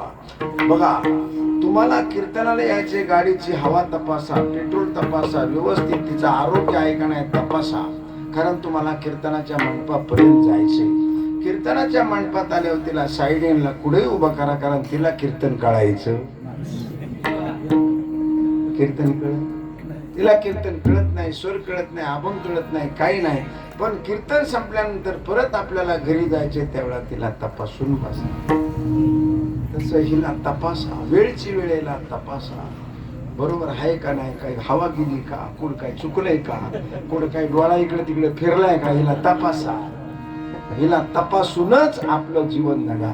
जर तुम्ही तपासलेलं आणि बिना हवाची गाडी जर काढली तर वळणाला तुम्हाला तिला जिथं जायचंय तिथं तुम्हाला घेऊन जाईल, तुम्हाला जायचंय तिथं नाही. म्हणून हे शरीर आहे ना महाराज, गाडीसारखं आपल्याला आहे. आणि म्हणून हे जाणार आहे, आत्म जाणार नाही, मन जात नाही, स्मरण जात नाही, कर्म जात नाही, आत्मा जात नाही. हे चौघ बाजूला निघत येते. मरणाच्या वेळेला चौघ पटकीने बाजूला निघत येतं, हे 5 जण बाजूला येते. ह्याला पाहून माणसं रडत येतं आणि ते बाजूला बसते, ते बाजूला बसतं. आता बाबा विठ्ठल बाबा आता इथं हजर आहेत, त्यांच्या घराण्याला घेऊन हजर आहेत का, स्मरण जाग्यावर आहे ना, बुद्धी जाग्यावर आहे, आत्मा जाग्यावर आहे, मन जाग्यावर आहे, ते आहे ना, ते हजर आहेत. लक्षात, कारण त्याला मरण नाही. मनाला मरण येत नाही, मनाला मरण नाही. मनाला राम होता येतं पण मरण येत नाही त्याला. मन हे राम, त्याला राम होता येतं पण त्याला मरता येत नाही. कर्माला कर्मांतरात बदल करता येतो. कर्म, आपलं कर्म परमेश्वर स्वरूप होऊ शकतं. गुरु कृपेने प्रारब्ध क्रियमान भक्ता संचित नाही. कर्म सत्कर्मामध्ये प्रवृत्ती असत्कर्माची सत्कर्मामध्ये तयार होते. असत कर्मच सत्कर्म होतं. अंधाऱ्या कोठडी खोलीत अंधार असतो, पण काडी ओढली, अंधार काय पळून गेला नाही, त्याला जायला जागा नाही ना, त्याला जागाच नाही जायला. मग काय झालं, प्रकाशाचा संग केल्याबरोबर अंधारच प्रकाश झाला. प्रकाश काढून टाकला की लगेच अंधार तयार. पण प्रकाशाचा संग केला की अंधारच प्रकाश होतो. तसा महाराज ज्ञानाचा संग झाला की अज्ञानच ज्ञानाच्या रूपानं प्रगट होतं. ज्ञान पळून जात नाही, अज्ञानच लगेच प्रगट आपलं स्वरूप स्वतःच बदलून टाकतं आणि ते स्वतः ज्ञान रूप होतं. काम क्रोध केले, काम क्रोध लोभ निमाले का पळून गेले, पळून गेले, निघून गेले नाही, निमाले ठाईची जागची जाग्यावर संपले आणि त्यांनीच भक्तीचं स्थान घेतलं. आणि म्हणून हे शरीर जाण्याच्या अगोदर आपल्याला देवाचे का जाण्याच्या अगोदर ह्यानंच देवाची प्राप्ती करता येते ना. येण्याची शरीरे शरीरा येणे शरीर किंबहुना येर झारे चिरापडे. याच एका मनुष्य जन्मानं, याच एका मानव देहातून माणसाला मुक्ती मिळते. म्हणून अनेक हे ज्ञान नाही होते किंवा मनुष्य जन्मातच देवे दिला देह भजना गोमटा. आपल्याला सगळं पाठ हे माझा मुद्दा फक्त इतकाच आहे की फक्त मनुष्य जन्मातूनच माणसाला मुक्ती, भक्ती, संत प्राप्ती, सदप्रवृत्ती, सदाचाराची वृत्ती आणि देव फक्त माणसाच्या जन्मातूनच होता येतो, दुसरी कोण होता येत नाही. म्हणून या शरीराला फार किंमत आहे. याच्यावर खूप प्रेम करा, याला खूप सांभाळा, खूप सांभाळा. घरातले आई वडील बहीण भाऊ मंडळी मुलं खूप प्रेम करा. परमेश्वराने दिलेली गोष्ट आहे ना, हिला नावं ठेवू नका, निगेटिव्ह एनर्जी वापरू नका, अजिबात नाही. निगेटिव्ह एनर्जी वापरायची नाही. खूप प्रेम करायचं, खूप याला सज्जनपणानं सावरायचं, ह्याच्याकडून खूप काम करून घ्यायचं. भक्तीचं, ज्ञानाचं, वाचनाचं, पठणाचं, ध्यानाचं, कुटुंबाचं, जगण्याचं, वागण्याचं खूप याच्याकडून करून घ्या. खूप प्रेम करा. तुम्ही याच्यावर जितकं प्रेम कराल इतकं तुमच्यावर ते प्रेम करेल. तुम्ही मनावर प्रेम केलं, मना सज्जना भक्ती पंते जिजाली. काय प्रेम आहे महाराज, किती प्रेम आहे मना. अरे तू किती सज्जन आहेस, हे प्रेम आहे. हे काय आहे? प्रेम आहे. अरे तुझ्यासारखा सज्जन कुणीच नाही का, भक्तीच्या पंथाला मला घेऊन चाललास, सज्जन आहेस तू. म्हणजे प्रेम करा म्हणा, बुद्धीवर प्रेम करा, आई वडिलांवर प्रेम करा, कुटुंबावर प्रेम करा ना. भांडता कशाला त्यांना? हे नासकन, कुचकन, आमकन, डमकन. अरे निगेटिव्ह एनर्जी वापरता कशाला? मायनस एनर्जी वापरू नका, पॉझिटिव्ह एनर्जी वापरा. सुंदर प्रेम करा, सगळ्यावर प्रेम करून. परमेश्वराचं हे स्वरूप आहे म्हणून तुम्ही याच्यावर प्रेम करा आणि परमेश्वराकडे सहज जायच्या. या माध्यमामधून सहज जावा.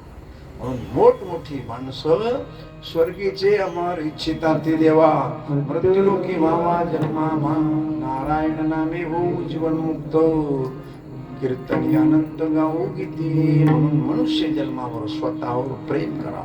स्वतःची किंमत स्वतः वाढवा. स्वतःच्या जिभेचं तप स्वतः वाढवा, डोळ्याचं तप स्वतः वाढवा, पायाचं हाताचं तप स्वतः वाढवा. स्वतःची किंमत स्वतः तयार करा. दुसऱ्याकडून अपेक्षा करू नका मला किंमत दे म्हणून. मीच कीर्तन झाल्या रस्त्याने केळं खात चाललो, भांडत चाललो. लोक म्हणते काय येडा महाराज हा, कुणी किंमत घालवली? लोकांनी घालवली का मी घालवली? लोकांना माझी किंमत घालवली, मी स्वतः घालवली. आणि मी स्वतः जर नामस्मरण चिंतन करीत जर चाललो तर लोक मला किंमत देतील. म्हणून तुमची किंमत तुम्ही वाढवायची, दुसऱ्याकडून अपेक्षा करायची नाहीये. तुम्ही स्वतः किंमत वाढा, स्वतः सुंदर बना. स्वतः चंदनाचं झाड सुगंधित बनतं, स्वतः कमळाचं फुल स्वतः फुलतं, दुसऱ्याला देतं. बोरी बाबडी जरी असले तरी त्यांना सुगंध देऊन टाकतं. स्वतःची किंमत स्वतः वाढा. निराश होऊ नका जगण्यावर, नाराज होऊ नका जगण्यावर, वागण्यावर नाराज. संत वचनानं, देववचनानं, शास्त्र वचनानं, आईवडिलाच्या वचनानं, नीतीनं, व्यवस्थेनं, परिस्थितीनं, कायद्यानं, देवाच्या सानिध्यात आपलं जीवन सुंदर कसं जाईल या ट्रॅकने जगा. आपोआप माणसं सुंदर झाल्याशिवाय राहत नाही. आणि ही सौंदर्य मिळण्यासाठी घाई करा, कारण याची गॅरंटी नाही. हे कधी निघून जाऊन याची गॅरंटी नाही. म्हणून मिळालेल्या गोष्टीचं, सोन्याचं, मिळालेल्या वेळेचं सोनं करा. मिळालेल्या समयाचं हिरे माणिकासारखं जीवन जगा. याची गॅरंटी नाही, कधी जाईल आपल्याला माहित नाही ना. म्हणून हे बाहेरचं शरीर, जायाचे शरीर जाईन क्षणा, याची गॅरंटी. क्षणभंगुर हे जाईन न कळता, ग्रास मिळू शकता नाही आते.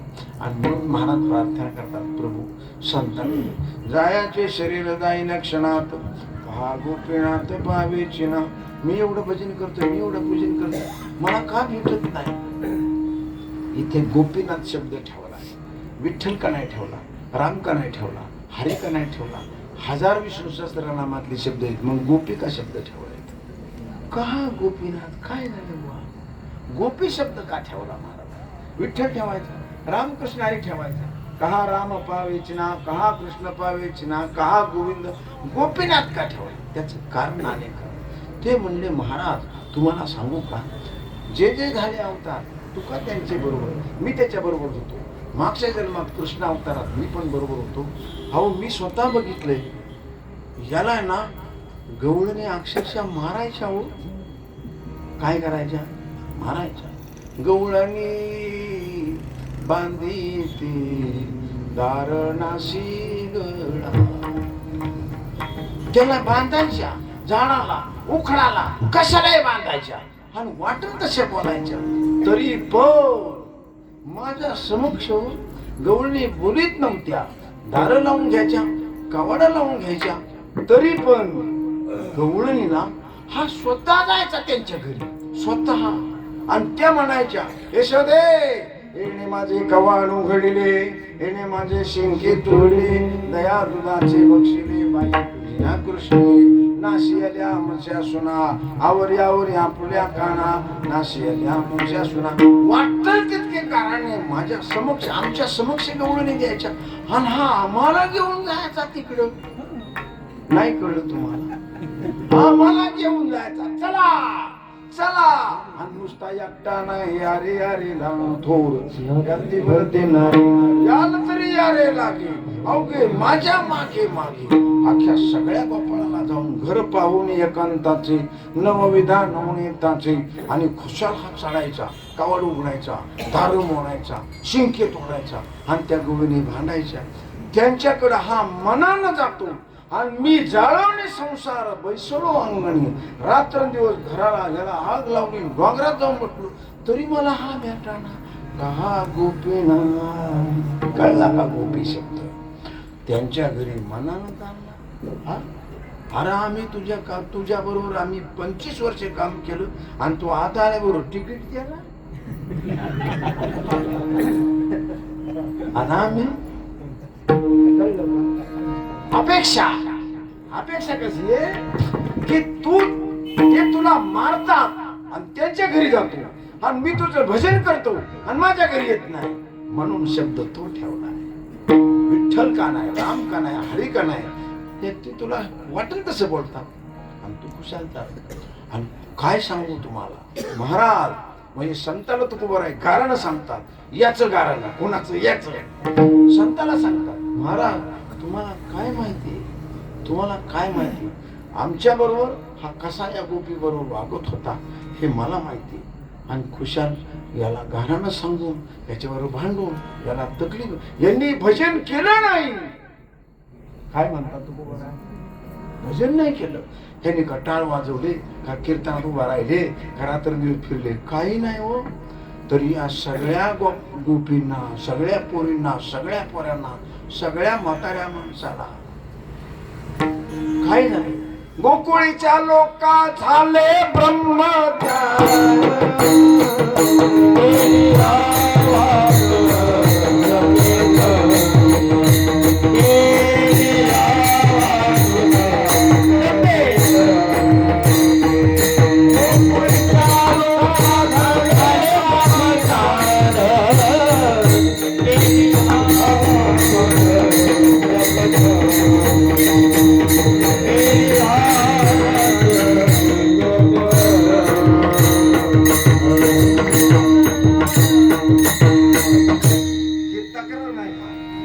काय सांगा महाराज, महापुरुष आपण संतात, आपण ज्ञानी आहात. मी डोळ्याने बघितलंय, यांनी जप केला नाही, यांनी तप केलं नाही, यांनी ध्यान केलं नाही, तरी सगळ्या गोकुळीच्या लोका झाले ब्रह्मज्ञान. केलिया वाचून जप तपे आणि मी माझी मळ झाली अनावर वाचा. छंदया नामाचा रात्र नकळे दिवस नकळे, रात्र दिवस मी भजन करतोय आणि इकडे मात्र काहीच केलं नाही. त्यांना दिलंय आणि मी भजन करतोय, मला देत नाही. मला याच्यात उत्तर कळत नाही. का हा गोपीनाथ पावेची ना, का हा म्हणजे गोपिकाच्या बरोबर राहणारा. आणि का म्हणून प्रश्नचिन्ह आहे. हा म्हणजे हा शब्दानं जसा तो हा विठ्ठल बरोबर, तो हा म्हणजे जेणे गीता उपदेशिली तो, शांताकारम भुजगशयनम तो, विश्वाधारम तो, जेणे हे विश्व निर्मिले तो हा विठेवर उभा राहिला, तो हा विठोबा निधान. तसा का हा गोपीनाथ, हा याचं मी बघितलंय हा, आणि मला का हा गोपीनाथ पावेची ना. म्हणून माझी प्रार्थना आहे, तुम्ही संत सारे, तुम्ही संत सारे, तुम्ही संत सारे गोपी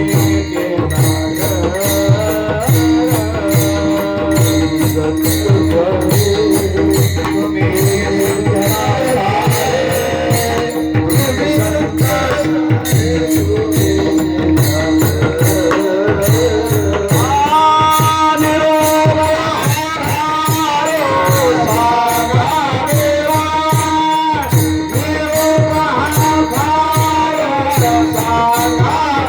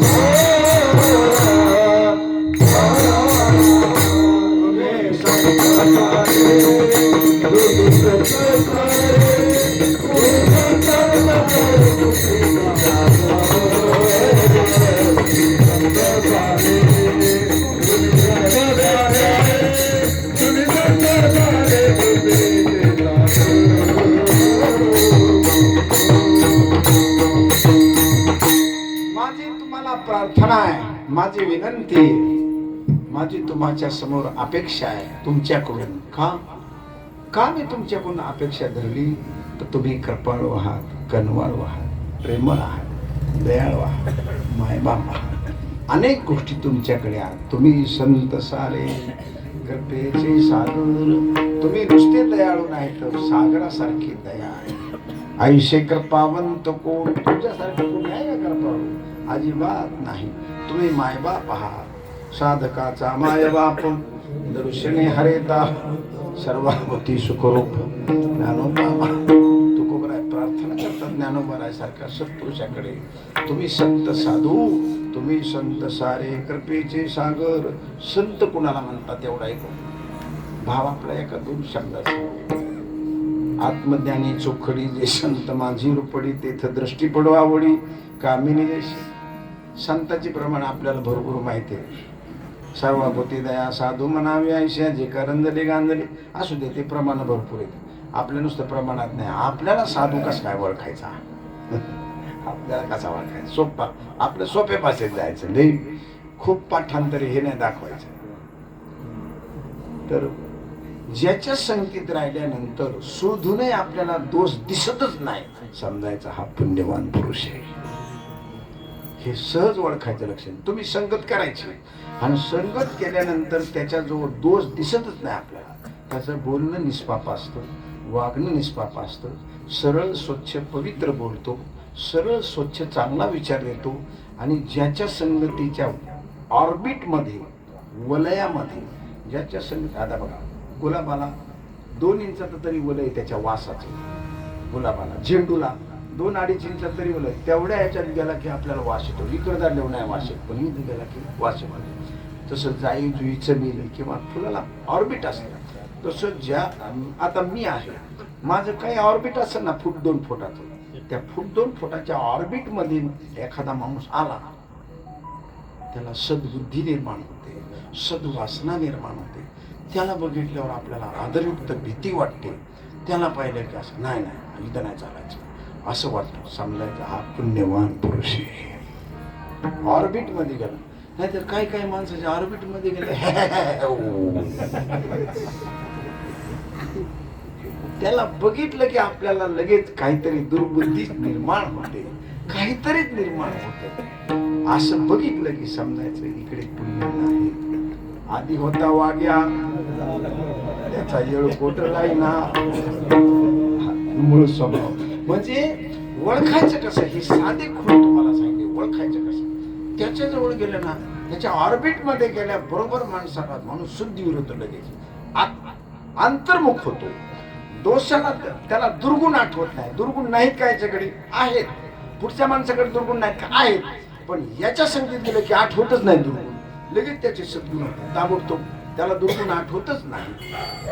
समजायचं जर ज्याच्या संगतीत जाऊन दुर्गुण आठवले नाही तर समजायचा हा माणूस पुण्यवान आहे.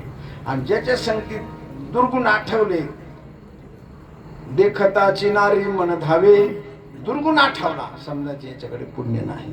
आणि म्हणून पुण्यवान माणूस हा ऑर्बिटने कळतो, त्याच्या संगतीत कळतो. म्हणून बैसता संताची संगती, कळवाले कमळापती, माझे कोणीच नव्हते, निश्चय चित्ती दृढ झाला. म्हणून संत संगती देई चरण सेवा, जेणे हा तुझा विसरण पडावा, हाची भाव माझी आजीवा पूर्वी देवा मनोरथ. म्हणून आत्मज्ञानी चोखडी के म्हणजे करंजले गांजले, सर्वा बुद्धी दया साधू म्हणावे ऐशिया, जग ब्रह्म रूप जाण हेची साधूचे लक्षण, सर्वाभूती समदृष्टी तुची साधू ये सृष्टी. एका धन्यार्धनी संत नित्य साधी आत्महित, हे संताचं लक्षण आहे. आणि असे संत कृपाळू असतात, दयाळू असतात, प्रेमळ असतात, खूप कळवळा त्यांच्यामध्ये असतो. आणि म्हणून महाराज म्हणतात तुम्ही संत सारे कृपेचे सागर. मग माझा निरोप तुम्ही सांगा का? निरोप हा फार सांगा देवा. माझा निरोप त्यांच्याजवळ खास सांगा. देव तुमचा ऐकतो, देव तुमचा ऐकतो म्हणून माझा निरोप त्याला सांगा. दुसरी गोष्ट, देव तुमच्या जवळच राहतो, मागे पुढे उभा आहे.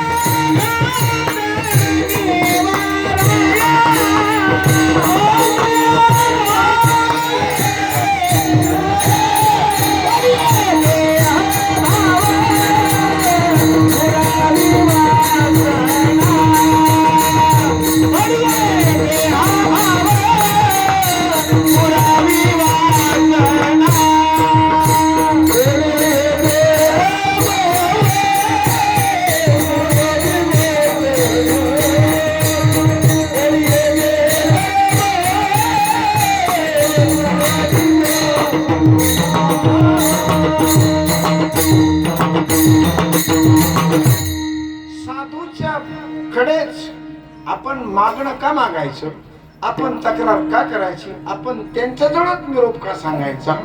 त्याचे कारण की मागे पुढे त्यांच्याच जवळ देव राहतो. देव तया जवळी असे पाप नासे, मागे पुढे उभा राहे सांभाळी. देव त्यांच्या जवळ राहतो यापेक्षा संत हे देवच असतात. देवते संत, देवते संत, निमित्त त्या प्रतिमा, देवाशी अवतार भक्ताशी संसार, दोन्हीचा विचार आहे. एरवी हाती न धरी आणि काते, मी दुसऱ्याचं ऐकायचंच नाही, फक्त तुमचंच ऐकाय, हे देवानं वचन साधूला दिलेलं आहे. म्हणून आपण साधूकडे तक्रार करायची. तुम्ही सांगा ना, सांगा तुम्ही त्यांना, तुम्ही सांगा का तुमच्या घरी राहतो, तुमच्या दारात राहतो आणि तो एकटा येत नाही. लक्ष्मी सहित वसे नारायण, तुमच्या घरी लक्ष्मी सकट येऊन राहतो, सतत तुमच्या जवळ राहतो. त्याच्यामुळे पाहते पांडव अखंड वनवासी, परित्या देवासी आठविती, ज्ञानदेव म्हणे व्यासाचे खुने, द्वारकेचे राणे, ऐकाने त्यांच्या घरी राहतो. आणि म्हणून त्यांना सांगायचं, तुम्ही सांगा, तुम्ही संत सारे कृपेचे सागर, निरोप हा फार सांगा द्या. फार म्हणजे आठवणीनं सांगा, जबाबदारीनं सांगा, कळकळीनं सांगा, तळमळीने सांगा, योग्य देवाची प्रसन्नता पाहून सांगा. त्याने माझं कामच केलं पाहिजे अशा प्रसंगाला सांगा. जबाबदारी फार म्हणजे पुन्हा पुन्हा पुन्हा. जशी बाजाराला गेले सासरू असीन बाई बाजारात गेले, तिच्या मायाचा जर माणूस असला भाजी घेऊन आला, त्याला सांगते तुम्ही आमच्या ओळखे का? असे हा मी तुम्हाला बघितलं, आमच्या वडिलाचं घर शेजारीच आहे. असं का? हा बाई तू आमकीची पोरगी का? हा तमक्याची. मग त्यांना सांगा माझा निरोप, असं असं मुलगी आली होती, अमकं करा तमकं करा. तुम्ही तो सांगत नक्की सांगा बरं का बाबा, आठवणीने सांगा बरं का बाबा. त्याला म्हणा मला घेऊन जा. म्हणजे ती पोरगी 10 वेळा त्या माणसाला आठवण करून देते, बाबा नक्की सांगा बरं का, नाही तर चुकता. असं तसं फार या शब्दाचा अर्थ अनेक बाजूला जबाबदारीने सांगा तुम्ही त्यांना. काय निरूप सांगा. अनाथ अज्ञानी कोणी नाही त्याला हे सांगा. मी अनाथ आहे, अज्ञानी आहे आणि माझ्याजवळ कोणी नाही. कोणी नाही म्हणजे काय? बायका पोरं नाहीत का? आहेत. बाहेरच्या लोकांचा प्रपंचामध्ये काही त्रास नाही मला. परमार्थाला बायकोचा, मुलाचा, घराचा, गाडीचा, जमिनीचा कोणाचा त्रास नाही, काही त्रास नाही. खरं सांगतोय तुम्हाला, ह्या लोकांचा काहीच त्रास नाही. काय त्रास आहे तुमचा मला, माझ्या बायकोचा मला काय त्रास आहे, माझ्या मुलाचा मला काय त्रास आहे? काहीच त्रास नाही, खरं सांगतो काही त्रास नाही. कुणाचा त्रास आहे? जे माझ्या आतमध्ये बसलेत ना त्यांचा लई त्रास आहे मला. कामयेश क्रोधयेश रजो गुण समुद्भवा महाशनो महापापमा विद्येयमे वैरिणम. हे खरे वैरी, हे ज्ञाननिधीचे भुजंग, विषयतरीचे वाघ, भजन मार्गेचे मांग मारकले. साध्वी शांती नागविले, मग माया मांगे श्रंगारविले, ते करी विटाळविले साधू रंधे. मला सांगा तुमच्या बायकोचं तुम्हाला काय त्रास आहे? तुम्ही जायच्या अगोदर जेवण तयार आहे, जेवणाची वाट बघत बसली बिचारी. ते सांगितलं मा तुम्ही या लवकर, मी जेवायचे थांबले. काय त्रास आहे तुम्हाला? मुलाचा काही त्रास तुम्हाला? काही नाही. बाकीच्या लोकांचा काही त्रास नाही, त्रास आपल्या लोकांचा आहे. तुम्हाला राग आला त्याचा त्रास तुम्हाला, तुम्हाला क्रोध आला त्याचा त्रास तुम्हाला आहे, तुम्हाला लोभ आला त्याचा त्रास आहे. आपली जुनी चप्पल सापडली नाही, दुसऱ्याची नवी घेऊन गेला त्याचा त्रास आहे. त्रास कोणाचा आहे? चपलेचा आहे का? नाही ना. त्रास कोणाचा आहे? त्रास कोण? घरी गेलो बायकोनं सकाळी काढताना विचारलं, अहो तुमची चप्पल कुठे? ते म्हणले मी बडे महाराज कीर्तनला गेलो होतो रात्री डोंगरवाडीला, मग माझी चप्पल सापडली नाही. मग ही कुणाची आणली? ही उंच टाचाची. कुणाची आणली? अगं म्हणली माझी सापडत नव्हती, माझ्या पायात हीच बसली. अहो तुमची चप्पल कुणीच नेणार नाही, उद्या सकाळी जा तिथं बघा. का? तिला टाचाच नव्हत्या, तिला नील कोण? ह्या उंच टाचाच्या कशा आणल्या? मला त्रास, मला सांगा बायकोचा त्रास आहे का चपलीचा त्रास आहे? तुमच्या प्रवृत्तीचा त्रास तुम्हाला आहे, बायकोचा त्रास नाही. म्हणून घरातल्या माणसाला नाव ठेवू नका, त्यांना त्रास देऊ नका. खुशीनं आनंदानं खुश मध्ये राहा त्यांच्याबरोबर. देवाची भक्ती करा, नामस्मरण करा, दान करा, धर्म करा, प्रेम करा, ध्यान करा, साधना करा, तपश्चर्या करा. ह्यांच्या साधनेने करा, ह्याच्यात आनंद आहे महाराज मोठा. आणि म्हणून कोणी नाही त्याला, म्हणजे आत मला कोणी नाही सांगा, मी कोराच्या कोरा आहे. अनाथ अज्ञानी कोणी नाही त्याला, माझ्याजवळ कोणी नाही, तुझ्या पायाजवळ आणि इतक्या लायकीचा मी झालोय असा निरोप त्याला द्या. कोणी नाही त्याला, पाय आपले विठ्ठला ठेवी मज. आणि अशा प्रकारची प्रार्थना तुम्ही करा. अभंगाच्या शेवटी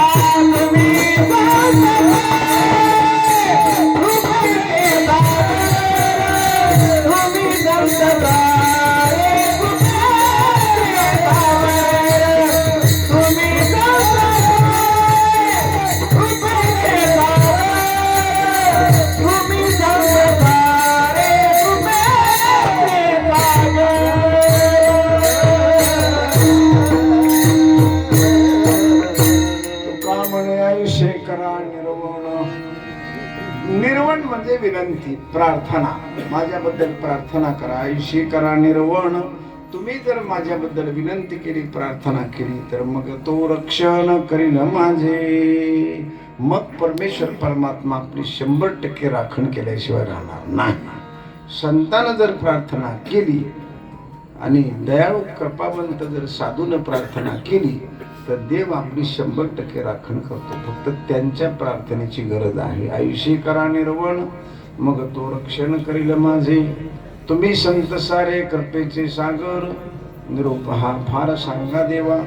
थोबारफा भजन होईल, चाल होईल, पुन्हा ज्ञानेश्वर माऊली भजन होईल आणि चाल होईल, नाही का? त्याच्यामुळं मी आता बसणार आहे बरं का. माझा हे म्हणजे आधारी मी जास्त, त्याच्यामुळं मी बसतो आणि तुम्ही सगळेजण. माझी सेवा संपलेली आहे. 11वं पुण्यस्मरण आहे पुण्यतिथीचं. मी जोग महाराज वारकरी शिक्षण संस्थेमध्ये विश्वस्त म्हणून काम करतो. आम्ही 15 जण विश्वस्त आहोत. 500-600 विद्यार्थी आमच्याकडे शिकतात जोग महाराज संस्थेत. आणि संस्थेच्या विश्वस्ताने असा ठराव घेतला आहे की धर्मशाळेमध्ये विद्यार्थी ठेवायचे नाही, आपल्याच याच्यात ठेवायचे राहायला, आपल्याकडेच. म्हणून आमचं मोठं काम संस्थेचं चाललंय 5-10 कोटीचं. आता 100 विद्यार्थी राहतात आणि 2 टाईम मुलाला जेवण द्यायचं. हा अन्नपूर्ण योजना एक काढली आम्ही. सकाळी 7:30ला नाश्ता, दुपारी जेवण, संध्याकाळी 7:30ला जेवण. 500 मुलाला 600 मुलं आमच्याकडे शिकतात. पण संस्थेचा नियम असा आहे, 10वी पास झालेला मुलगा किंवा 10वी झालेला मुलालाच आम्ही घेतो, लहान मुलाला घेत नाही. तुमच्याकडे पोरं असली आमच्याकडे द्या. आमच्या शाळेत शिकत असताना 1 रुपया फी नाही. शिक्षकाला पगार नाही, विद्यार्थ्याला फी नाही. 4 वर्ष आमच्याकडं तो सुंदरपैकी पखवाज शिकणार फुकट, गाणं शिकणार फुकट, भजन शिकणार फुकट, कीर्तन प्रवचन शिकणार, राहणार फुकट, 2 टाईम जेवणार, सगळ्या गोष्टी आमच्याकडे फुकट आहेत. फक्त पोरं तुमच्याकडं नीटनेटकी नाही राहिली तर आमच्याकडे आम्ही त्यांना नीट करू. मग काय हरकत आहे? तुमचे डॉक्टर MBBS झालेला पोरगा नका देऊ आम्हाला, पण जो ऐकतच नाही द्या आम्हाला पोर. म्हणले बाबा आम्हाला एकच पोरगा आहे, आई नोकरी करते, बाप नोकरी करतो, पोरं कसं काय द्यावा? जर तुम्हाला पोरं देता येत नसतील ना आम्हाला पैसे द्या. अन्न पोरं 10,000, 5,000, 15,000 काय देता येईल ते द्या, पावती घ्या. पण अशी एक आमची पद्धत आहे. 1 लाख रुपये आमच्याकडे जर ठेवले त्याने, तर प्रत्येक वर्षी त्याच्या तिथीला, मग तो लग्नाचा वाढदिवस असो, पुण्यतिथी असो, आईची वडला काही असो, त्याने संस्थेत यायचं, पंक्तीत उभं राहायचं. काय पंगत असेल ते त्याने पाणी सोडायचं, खुशाल देणार. 500-600 मुलांची पंगत त्याच्या नावानं वर्षानुवर्ष राहणार. ते 1 लाख रुपये आम्ही खर्च करणार नाही, ते बँक ऑफ महाराष्ट्रामध्ये ठेवतो. त्याच्यामधून आम्ही व्याजातून जेवायला मुलाला घालतो. तुम्ही पुण्यतिथी नाही तुम्हाला करता येतं, आमच्याकडे 1 लाख रुपये डिपॉझिट ठेवा दरवर्षी त्या तिथीला आणि मुलामध्ये उभा राहा. आणि खुशाल अन्नदानाचं पुण्य आळंदीसारख्या सिद्धभूमी, देवभूमी, तपभूमी, यज्ञभूमी, ऋषीची भूमी, नवनाथाची भूमी, खुशाल तिथे अन्नदान करा, होईल अन्नदान. अशी आमची योजना आहे. जर तुम्हाला शक्य झालं तर त्या योजनेमध्ये सामील व्हा, आपल्या परिस्थितीप्रमाणे व्हा. नाहीतर आई वडिलांचं स्मरण म्हणून अन्नपूर्ण योजनेमध्ये सामील व्हा. विठोबा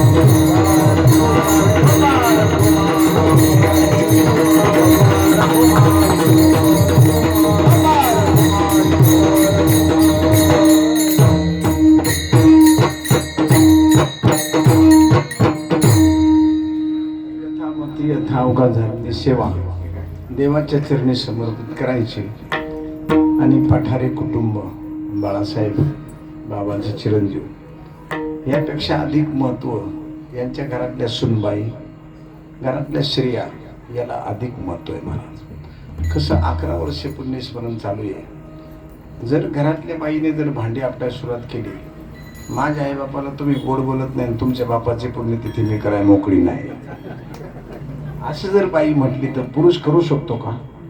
नाही करू शकत. हे लक्षात ठेवा. बाळासाहेबांच्या बरोबरीनं आपल्या पोटी मुलगा जन्माला आला तो सत्प्रवृत्तीचा असेल, पण जी सून बाहेरची करून आणली तिच्या मनामध्ये आपल्याविषयी प्रेम असणं ती खरी भाग्यवान आणि कुलवान बाई ती आहे की आपल्या सासऱ्याच्या साठी आपल्या कुळासाठी आपल्या मालकाला गेल्या 11 वर्षापासून साथ देते आणि बरोबरीनं तितक्याच जोमानं तितक्याच हिरिरीनं त्यांच्यामध्ये राहून वारकऱ्यावर प्रेम करते.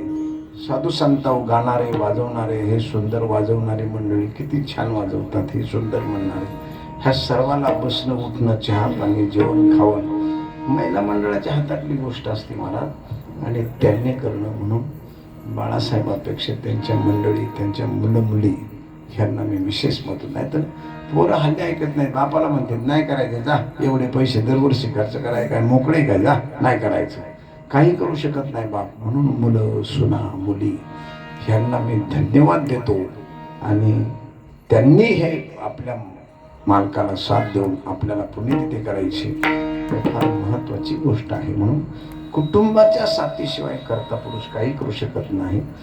त्यांच्या कुटुंबाला आणि परिवाराला शतशः धन्यवाद देतो. ज्ञानेश्वर